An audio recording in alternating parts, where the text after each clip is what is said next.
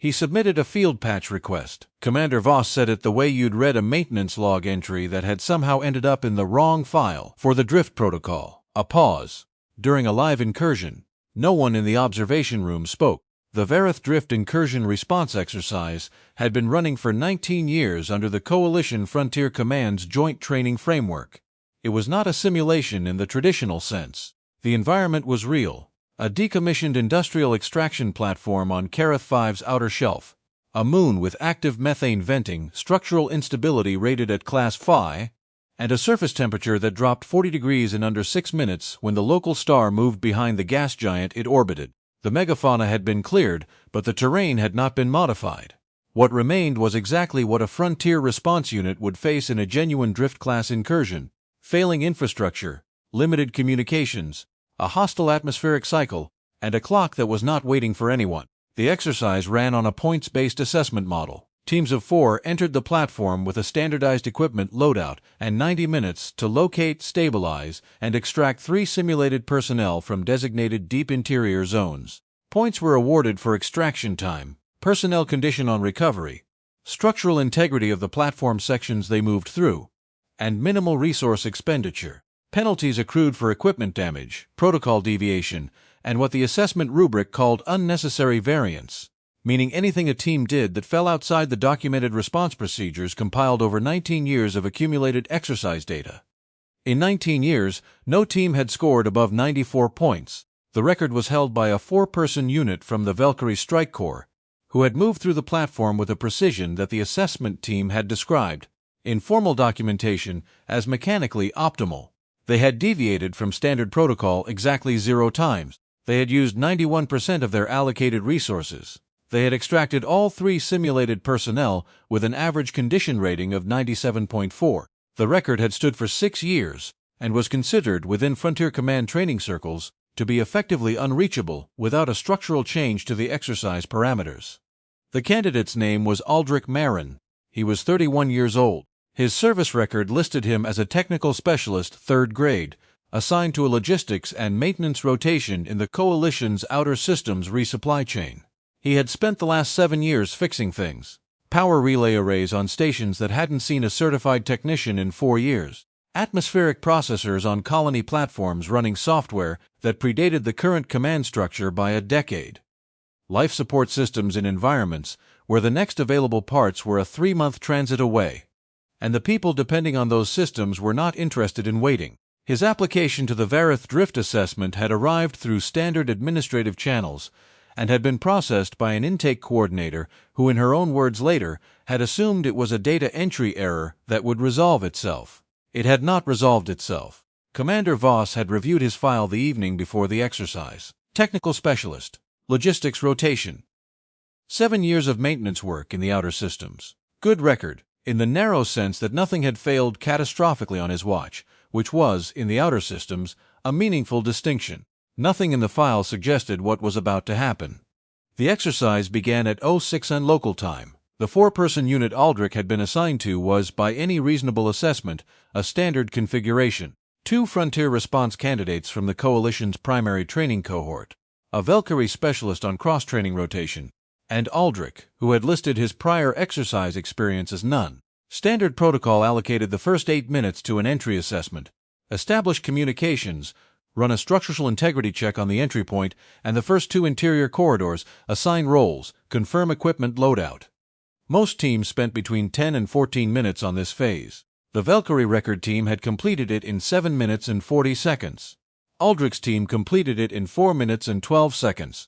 Not because they rushed, because Aldric had done the structural integrity check on the entry point in 90 seconds, while the rest of the team was still running their equipment confirmations, had identified 2 secondary load-bearing elements that the standard check protocol didn't flag as priority, had noted that the methane venting on the northern face was running at 140% of the documented cycle rate, which meant the atmospheric window for the northern extraction route was going to close 11 minutes earlier than the exercise briefing indicated, and had communicated all of this to his team in the time it took the Valkyrie specialist to finish reading his equipment checklist. In the observation room, the shift coordinator, a woman named Lieutenant Harvin, who had been running assessment monitoring for 6 years, said, "He's not using the standard check protocol." "No," said her colleague, not looking up from his display. "He's using a faster one." "Where did he get a faster one?" Her colleague looked up. "I don't know." What Aldric Maren had, and what 7 years in the outer systems had built in him through accumulated necessity rather than formal instruction, was an understanding of systems that operated at the edge of their functional tolerance. The platforms and stations he had worked on were not malfunctioning in the clean, categorized ways that training documentation anticipated. They were failing in the specific, idiosyncratic ways that years of deferred maintenance, environmental stress, and operational improvisation produced. Ways that didn't have entries in the standard diagnostic trees, because the standard diagnostic trees had been written by people who worked on systems that were serviced regularly. He had learned to read a structure the way a doctor learns to read a patient who can't tell you where it hurts. Not from the reported symptoms. From the way it holds itself. The micro-variations in how a load-bearing joint distributes stress. The specific pitch of a ventilation cycle running slightly off frequency. The way condensation forms on a surface that's conducting thermal energy it shouldn't be. He had not developed this as a skill. He had developed it as a survival mechanism. In the outer systems, the difference between those two things was not academic. The first extraction target was in the deep interior, sub-level 4 of the platform's central processing section.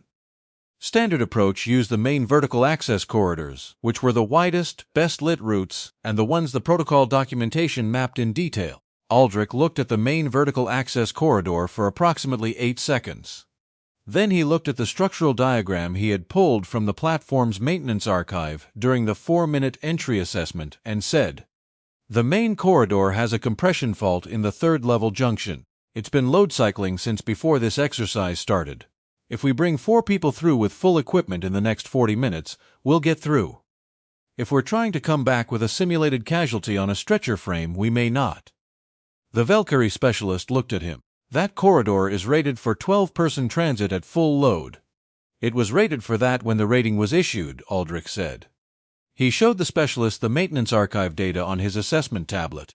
"The junction's been cycling for approximately 18 months based on the oxidation pattern on the secondary supports. The rating doesn't account for that." The Valkyrie specialist was quiet for a moment. "You pulled the maintenance archive during entry assessment. It was available." The observation room secondary display, the one showing the assessment teams running commentary, had gone quiet. Lieutenant Harvin had stopped typing. They took the alternate route. It was longer by 11 minutes. It was also, as Aldric had identified from the archive data, structurally stable in a way the main corridor was not, and it ran adjacent to a secondary atmospheric conditioning line that was still operational, which meant the temperature in that section was 17 degrees warmer than the methane venting areas the standard route passed through. The team moved faster because they weren't fighting cold. They reached the first extraction target at the 31-minute mark. Standard protocol allocated 45 minutes for this phase. Here is where the field patch request happened. The first simulated casualty was positioned, per exercise parameters, in a sealed interior compartment with a failing atmospheric seal. Standard extraction procedure for this scenario was documented in the Protocol Manual's Section 7, Subsection C. Deploy the portable seal restoration kit from the standard loadout, stabilize the compartment atmosphere, extract the personnel, move to the next target. Aldric deployed the portable seal restoration kit. He ran the standard diagnostic. He looked at the result for approximately 4 seconds. Then he opened a field patch request to the exercise oversight system. In 19 years of the Vareth Drift exercise, no candidate had submitted a field patch request during the exercise itself. Field patch requests were a maintenance administration function, a formal notification that a piece of infrastructure required repair that exceeded the submitting party's available resources or authorization level. They were not an exercise tool. They were not listed in any section of the exercise protocol because no one had considered that a candidate would treat a training exercise as a maintenance ticket. He submitted a field patch request. Commander Voss, watching from the observation gallery, read the notification on his display in the tone of a man who has received a document in a language he is certain he speaks and is now questioning that certainty. What Aldric had found in the 4 seconds he spent looking at the diagnostic result was that the atmospheric seal wasn't failing due to a damaged seal component, which is what Section 7, Subsection C was designed to address. It was failing because the compartment's pressure regulation system had a firmware error that was actively working against any manual seal restoration. The portable kit would temporarily stabilize the seal, and the pressure regulation system would immediately begin degrading it again. Section 7, subsection C would cost them the kit's resources and approximately 8 minutes. The seal would fail again before they completed the extraction. The field patch request flagged the firmware error to the exercise oversight system, documented the specific error code, and noted that the extraction could be completed without the seal kit if the pressure regulation system was switched to manual hold, which was a 30-second operation, and the compartment was vented to equalize pressure before the switch, which required cracking the adjacent access panel, which Aldric had already identified during his structural survey of the route. The assessment team in the observation room read the patch request in silence. "He's not supposed to submit those during the exercise," the junior analyst said, "not to anyone in particular." "No," said Lieutenant Harvin. "He's also right about the firmware error. That compartment's been on our maintenance backlog for 4 months. She paused. "He found it in 4 seconds. They authorized the manual hold. The atmospheric seal stabilized in 40 seconds. The first extraction target was secured and mobile in under 3 minutes. They moved to target 2. The methane venting cycle, which Aldric had identified as running at 140% during the entry assessment, complicated the second target approach in the way he had anticipated and communicated to the team at the beginning of the exercise. The northern atmospheric window closed 9 minutes ahead of the exercise briefing's timeline, which was 2 minutes ahead of even Aldric's projected adjustment. Most teams in this situation would have waited for the next window, which the exercise parameters documented as a 22-minute cycle reset. 22 minutes at this point in the exercise would end the exercise. The clock did not stop for atmospheric events. Aldric looked at the closed northern access for approximately 12 seconds. His teammate, one of the frontier response candidates, a man named Doric, said, "We wait for the reset. The reset puts us past the deadline," Aldric said. "The atmospheric conditions make that section non-traversable," Doric said. "It's in the protocol." "The conditions make the section non-traversable using the standard approach," Aldric said. "The methane concentration in that section peaks in the upper 2 meters. The vent exhaust creates a thermal column that the concentration follows upward. The lower meter of the section is within tolerance."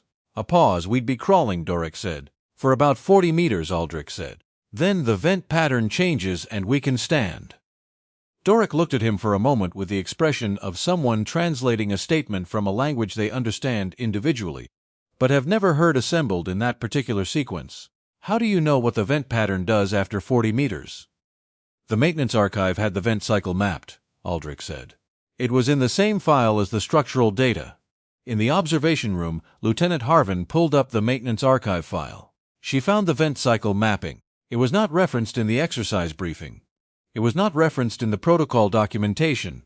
It was in the archive because a maintenance technician had mapped it 3 years ago as part of a routine infrastructure assessment that had been filed, tagged, and not looked at since. "He read the whole archive," the junior analyst said. "During a 4-minute entry assessment," Lieutenant Harvin said, "they crawled the 40 meters. Target 2 was extracted at the 63-minute mark. There is a moment in most exercises, and in most real operations too, where the team knows whether they are going to make it. Not the clock is always running. Not the protocol is always there. But the team knows, in the particular way that people who are doing something together know things, whether the shape of what they are doing is going to resolve into success or not." At the 63-minute mark, with 27 minutes remaining and 1 target left, Target 3 in the deep exterior section, the shape of what Aldric Maren's team was doing felt, to everyone present, like it was going to resolve. Target 3's location was, in the context of the exercise, the most straightforward of the 3. The route was structurally sound. The atmospheric conditions in the exterior section were stable. The compartment had no system faults flagged in the maintenance archive. It was, in the exercise design team's documentation, the variable reduction target, the one placed in deliberately manageable conditions so that teams arriving at it with depleted resources and limited time could still complete the extraction with a functioning protocol approach. Aldric reached the exterior section, confirmed the structural integrity of the route, confirmed the atmospheric readings, and then stopped. Not for long. 7 seconds by the observation room's timestamp. Then he changed direction. Not toward Target 3. Away from it, toward the exterior platform's eastern edge. "He's going the wrong way," the junior analyst said.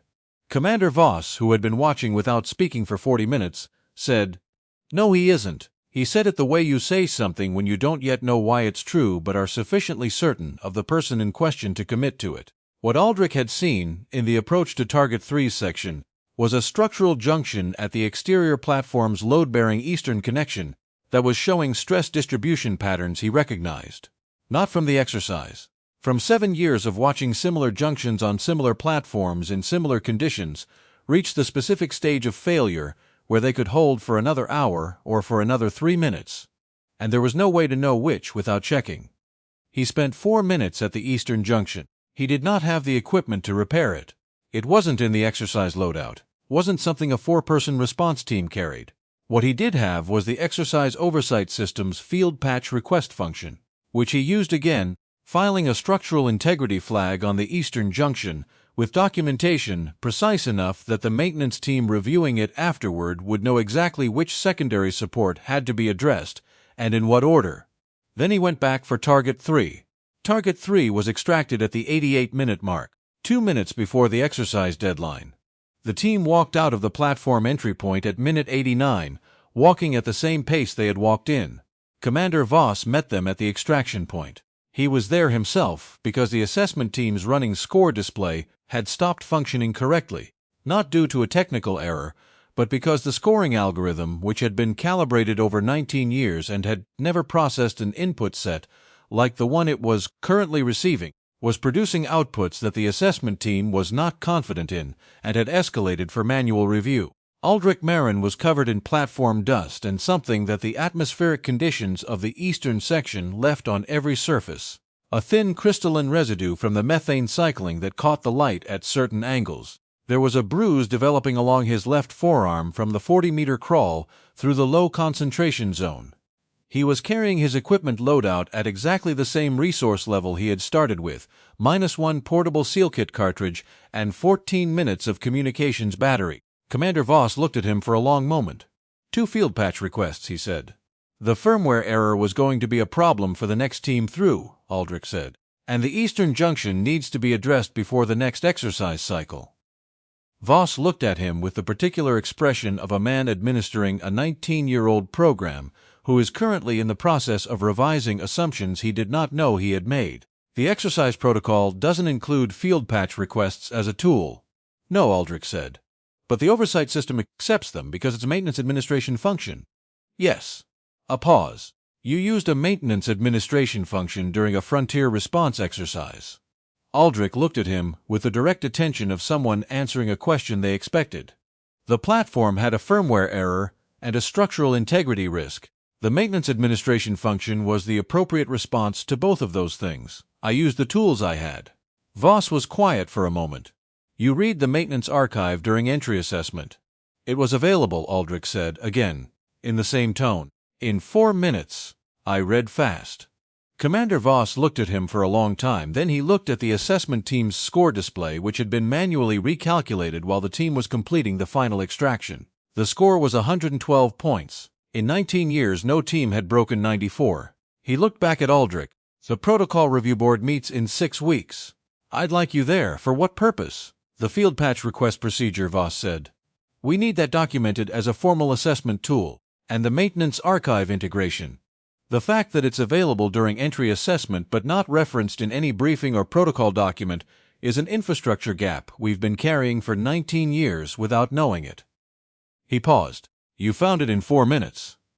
Aldric looked at him with the expression of someone who entered an exercise alone in his professional category, used a maintenance administration function as a tactical tool, and was now being asked to teach the people who designed the exercise how their own system worked. I'll be there, he said. He adjusted his equipment loadout, tucked the assessment tablet under his arm, and walked toward the facility exit at the same unhurried pace he had carried through 89 minutes of Vareth 5's exterior platform. Commander Voss watched him go. Then he turned to Lieutenant Harvin, who had been standing at his right through the entire extraction sequence. Get me the Outer Systems Logistics Rotation records, he said. All technical specialists, 3rd grade and above, last 10 years. Harvin looked at him. That's several hundred files. I know, Voss said. If there are more of them out there doing what he's been doing, solving problems we don't know we have with tools we forgot we gave them. I want to know about it before they have to tell us." He picked up the assessment report. He opened it to the entry assessment section. He read the notation for the 4-minute, 12-second entry phase and the maintenance archive cross-reference, and the methane vent cycle adjustment, all of it logged in the compact, precise shorthand of someone who had been writing maintenance reports for 7 years in environments where brevity and accuracy were not stylistic choices.